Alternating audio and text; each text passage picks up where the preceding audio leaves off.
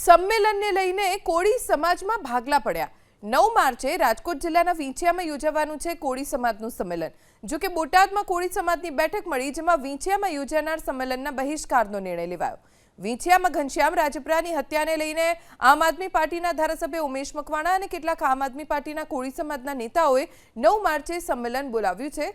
જો કે બોટાદ કોળી બોર્ડિંગના પ્રમુખ ભીખાભાઈ રાઠોડે વિંછિયામાં યોજાનાર સંમેલનને રાજકીય સંમેલન ગણાવ્યું અને આપના ધારાસભ્ય ઉમેશ મકવાણા પર આરોપો લગાવ્યા। સંમેલનના વિરોધમાં બોટાદના કોળી સમાજના આગેવાનો એકઠા થયા અને આરોપ લગાવ્યો કે આ સંમેલન મંત્રી કુંવરજી બાવળિયાને બદનામ કરવા બોલાવાયું છે, કેમ કે જો સમાજનું સંમેલન મળવાનું હોય તો શા માટે કોળી સમાજના સ્થાનિક ધારાસભ્ય કુંવરજી બાવળિયાને આમંત્રણ નથી અપાયું।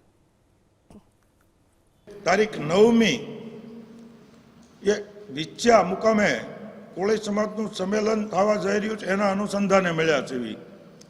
મારું એક જ કહેવાનું છે તમામ કોળી સમાજના બોટાદ, રાજકોટ, સુરેન્દ્રનગર, ભાવનગરના કોળી સમાજને કે આ સંમેલન કરો છો, ઘનશ્યામભાઈ રાજપરાની જે હત્યા થઈ છે કોળી સમાજના દીકરા તરીકે મને પણ દુઃખ છે અને બધાને દુઃખ હોય, પરંતુ મારું કહેવાનું એટલું જ છે કે ઘનશ્યામભાઈ રાજપરાની હત્યાની ઉપર તમે તમારો રાજકીય રોટલો શેકવા નીકળ્યા છો, એની સામે વિરોધ છે।